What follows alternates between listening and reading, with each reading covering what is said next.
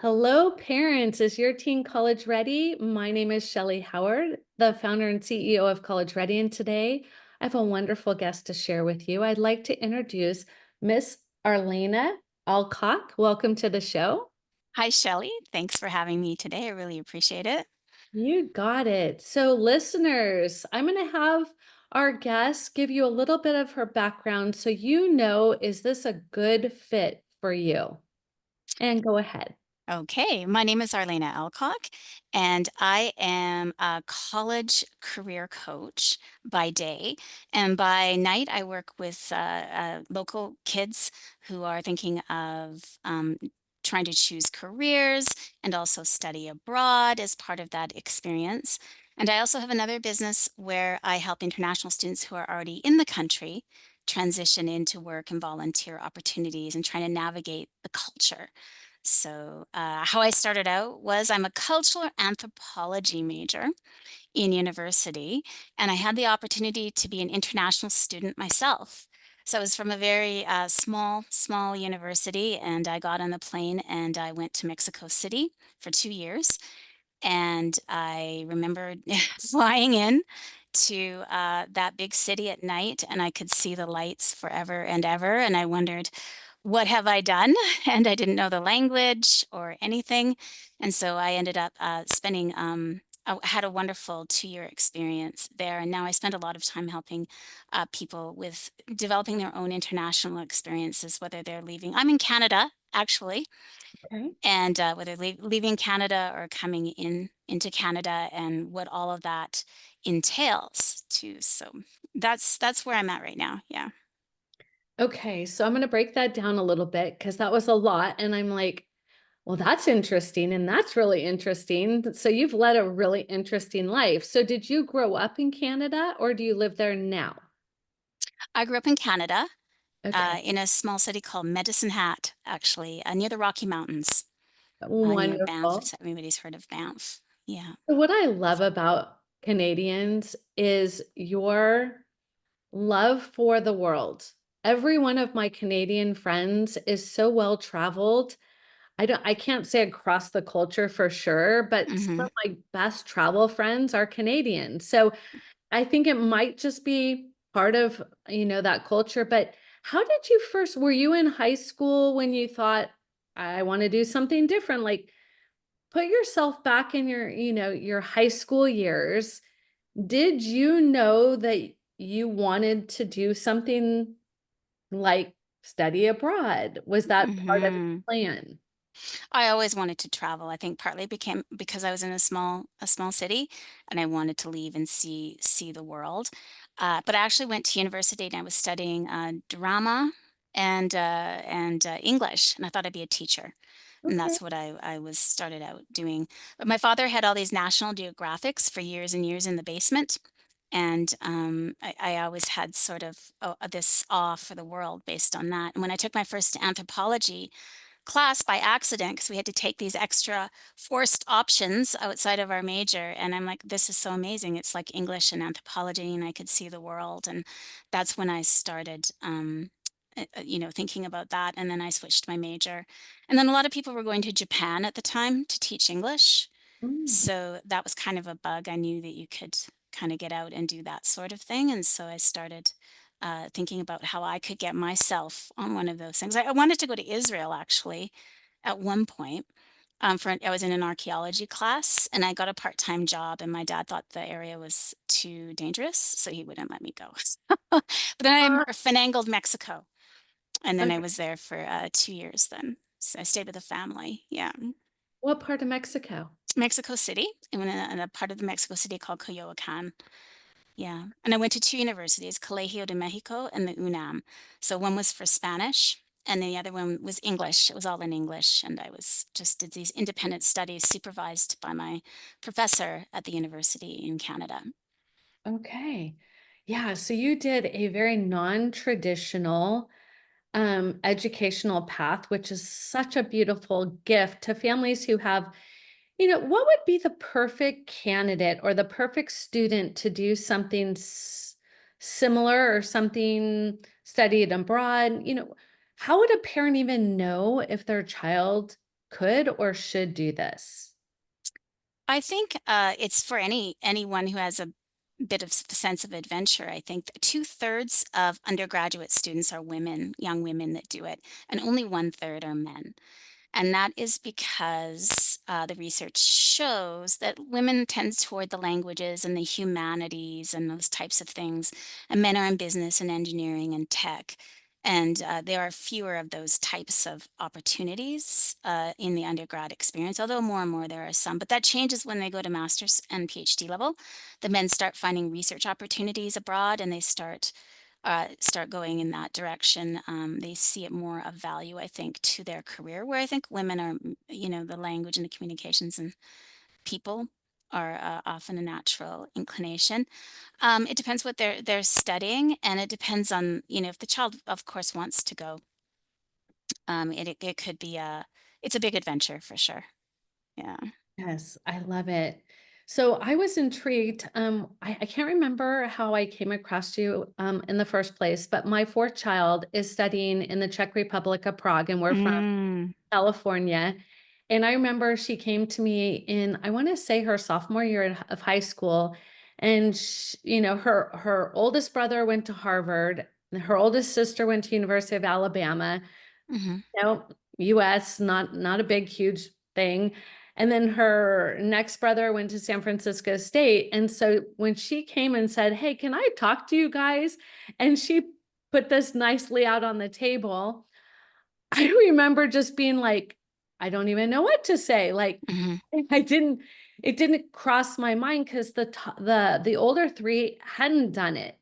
hmm And so, of all of them, I never thought that she would be the one. So, are there characteristics or are there certain things that help students be successful doing this? Because she's finishing, she's getting a US and international business degree in 3 years for $27,000 total. hmm And it's mind blowing to me that she's graduating in 2025. hmm And now she's had this experience of this international lifestyle. She is coming back to the US, but she's probably a great example of the students that you could help and support.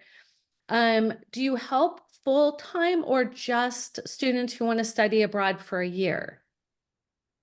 There are different kinds of experiences. There's some that are very short term.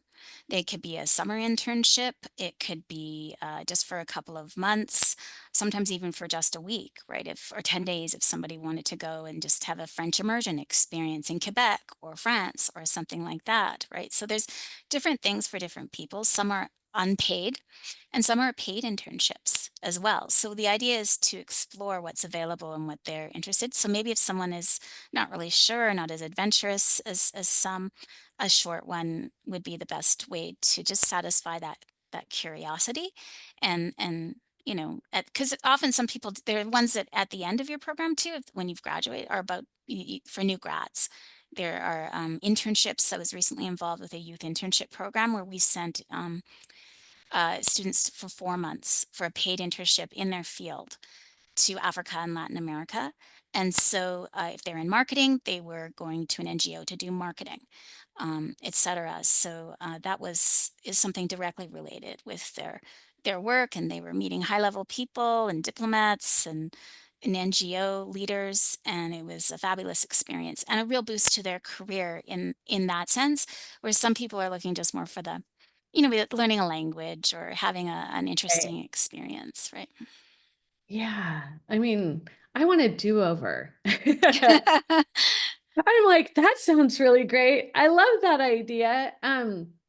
So when we talk to students in our program who are looking to study abroad for a year, it's usually through the university Yeah. themselves. But what about for like a gap year? Say a student isn't ready to quite leave for college because they just don't know what they want to do. They just feel unsure.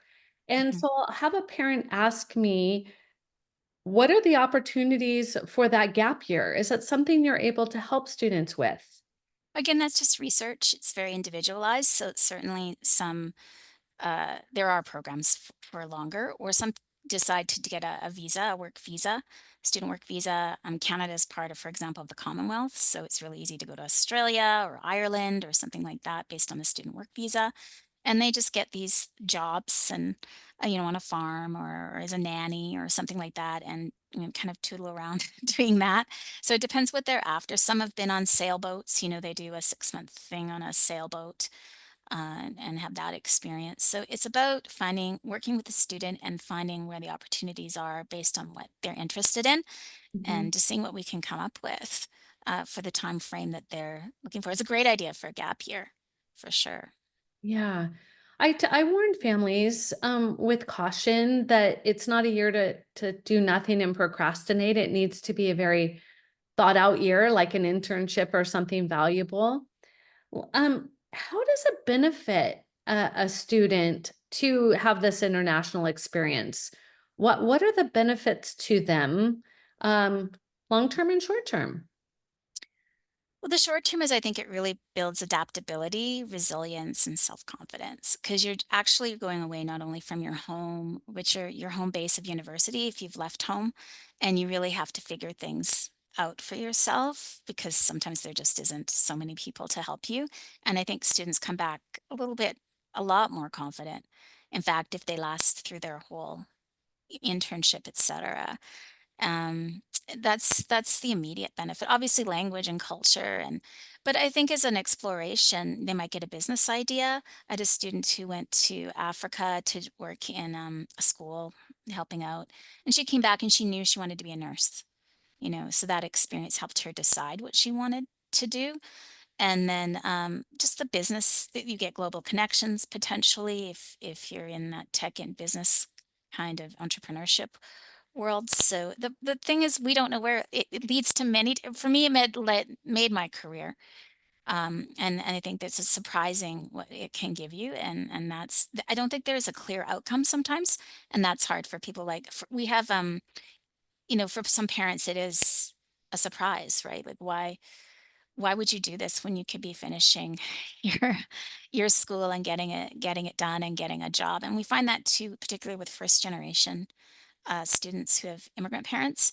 It's all about academics and about getting the job as quickly as possible. But we found too that as some students, especially with the youth internship program, they wanted to go back to their home country because they hadn't had that experience and they could reconnect with family and that culture that their parents talk about. And so that sometimes they have to make sort of a business case to the parent, to so those, there is not always a clear outcome, but I think it enriches a person's life with many wonderful memories. I know for me in Mexico City, I mean, just the art of some from such a small city, right? The art and the music, such a big city, and music and all the mix of cultures. It was just a really enriching experience that stays with me for the rest of my life. Absolutely. There's so many places I'd like to go with this. What about for the parent who may be feeling a little concerned? hmm What can you share to help alleviate some of that concern or that worry? I think the parents should read things about where their child is going. I think making sure they have the phone numbers of the program, of the place, the organization that they're working for, or the home that they're living in, making sure they have all those contact information as well. I think they should have worked out a really strong budget because there's surprises. And one of the fun surprises is somebody says, "Hey, let's go to this other country for the weekend," if you're in a place, and you need probably more money sometimes than you think. And if a student was leaving their part-time job, so should have a clear budget. I think the parent for themselves should realize there's a time difference. So they're trying to get a hold of their child, and it's a 12-hour difference, and the child is getting up at 5 in the morning or whatever to talk to them, and they're sleepy. And as they get friends, they might want to talk to you less. And that can be hard if you're worried. But I think now when I went, there was just the phone, really. Like everybody we had to do our best. But now communication really is so much easier. But I think you should also have an emergency exit plan some of these, if you're going to Switzerland or France, you're probably going to be okay. But if you're going to a developing nation, if there's a natural disaster, or this happened when I was in Mexico. I was with a student, a peer who had been volunteering in an orphanage. And I think knowing the laws of the culture is really important as well. Where you're going, she reported her orphanage, the directors, as for misappropriate, what she felt they were misappropriating funds. And Mm. so she was actually put in danger and had to kind of leave the, I don't want to scare so scary stories, but knowing that your moral and legal context is different, and to be careful about what you're doing, and their gender difference, like women don't drink maybe in those countries. Be careful about how you're representing your organization, your school, and how you are with the family you're living in, and just beginning to understand that it's going to be different, and to just kind of be cautious about your behavior. Mhm. What about for the parent who has had a child say, "Hey, I really would love to do study abroad or go to school abroad." How can you help them? What exactly do you do as far as supporting a family? So those would be all of those things: making the plan. Where do we want to go? Where would be the best fit? What can we get out of this? As much as we can determine the outcome, what would be learning, and making people feel comfortable, making sure that they do have those phone numbers. And have you thought about this? Did everybody get their immunizations? Like, just making sure that they're travel ready, and the communication is strong, and the budget is strong, and that everyone's going to be as safe as possible. Talking about those cultural and legal expectations as well. To, if your school tells you not to go into a dangerous area, don't go. Those types of things as well. And just try to keep everybody as safe and happy and have as much fun as possible. Right. So, do you work like in a small group, one to one? What are the opportunities? So say a family is listening and they're like, yeah, I'd like to learn more. My child really wants to do this, but I have no idea where to start. Hmm. Um, w- when they reach out to you, what would be an expectation, or what can they expect? Well, it would be one on one, or with the parents. That's the small group, I guess, mom, dad, Yeah. and the child. And if they're local, of course, we can meet in person, but it would be a Zoom call otherwise. And if they are in college, they can go to their career services or their international student offices, and they can work from there, and we can direct someone into that area for that kind of support. But if they're a teen wanting to do a gap year, we would just work together for up to a couple of months, to get them ready to go and find the right fit for them. Yeah, that's what I was thinking about is when should a family start having this conversation, or at what point would they reach out to you if they're considering this option? Well, I would say the beginning of their last year of Okay. high school would Okay, so the be beginning of their senior year. of their senior year would Okay. be the ideal, or by January, right? It Mhm. depends, if you're relaxed about when the start date is. But I know if someone wants to go to university at the end of the year, you want to get going in the abroad experience, so you can time it right to go back to school. So Right. any time during that last year, there's probably something, no matter when you contact me, that would be a good fit. But the earlier, the better, if they're thinking of a place. That would be great. Now, financially, for families who don't know anything about this, Hmm. how much does it cost? Like, not just your services, but thinking, college in the US equals this amount of money. Hmm. This experience obviously depends on if they go for a week, a month, a year, or 3 years. But Hmm. how do they know? How would a family know if they could afford this for their children? Hmm. It is a debate. It is a costly experience for the most part. So it's if a person has a job, they're going to be making some money. So I would say on average about 5 to 10,000, depending. It's almost like a first year of university, depending on where you're going. But a short experience for 2 weeks to go and study a language might be $3,000. Mhm. So it's not necessarily. Um, there are ways to there are scholarships and awards potentially as well once you're in university and college, Mhm. to help support that, but it can be around that. I would say 3,000 for sure. Okay. So, I mean, that's really something a student, if they worked, could honestly do on their own if they were diligent about putting that money aside. So Hmm. it's not out of control, like some things are. I know there's some summer camps here in the US at a university that is substantially more expensive than that. Mm-mm. So it's weighing out the pros and the cons. And then what would be some of the opportunities? Maybe just share with the listeners, what are some things that you've been able to place your students in? And, what have they done and what have they gotten out of it? Just a little Hmm. case study so they can understand the whole perspective. Hmm. Well, there was a groups of students going to Japan, and that was for the business program.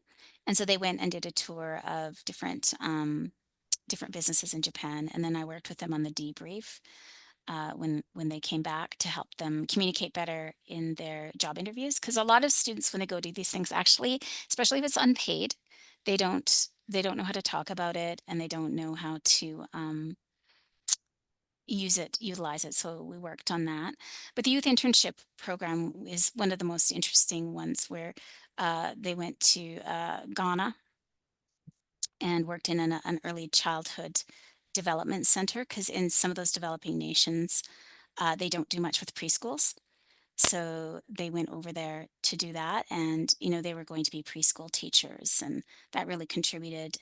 And they were able to develop the programs there, which is something they might not be able to do here as a grad. So that was a really interesting one. It was, but they always have a good time usually wherever they go. Right, right. I can't Hmm. imagine it not. What about medicine? A lot of my students who are thinking about going medicine in the US, it's very hard to get hands-on experience, Hmm. right? We can do research, we can maybe work in a lab. I mean, there's not a ton. What are the opportunities for somebody who's thinking they want to go medicine? I haven't worked with that group at all, but I would think that would be something that would be very doable. Um, People always, whatever medical institutions, especially in developing nations, they need assistance.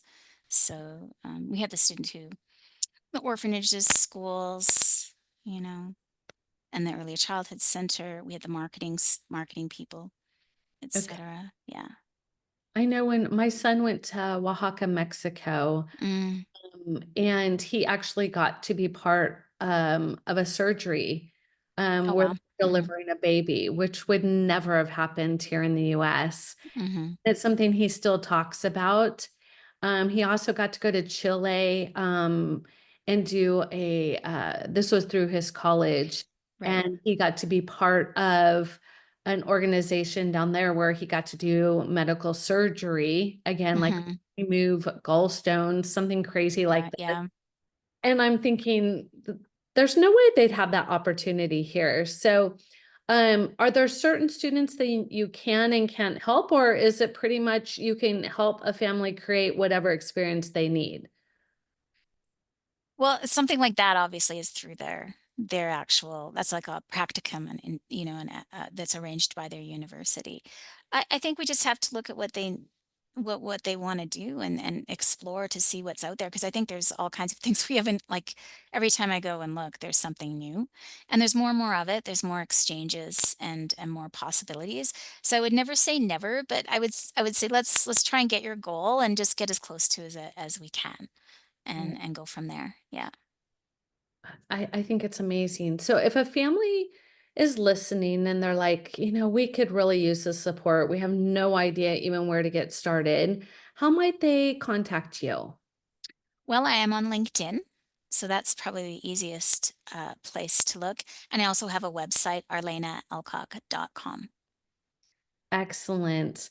Well, thank you so very much for your time. And parents, if you are thinking about an international experience for your child, now you have a resource that you can reach out to. And I just encourage you to look at all of your options because knowledge is power. Thank you so much. I really appreciate you being on the show. If you were going to leave last words of encouragement to the listeners, what would that be? I would say you don't know until you try. If you're worried about how to pay for it, or how to organize it, or where to go, or how to get it done, all it takes is some research, and there's usually some program or some way to have some kind of international experience within your budget, and which makes everybody comfortable as well. Yeah. Wonderful. Well, thank you so much for being a guest on our podcast. And parents, is your teen college ready? If not, stay tuned for the next episode. Thank you. Thank you.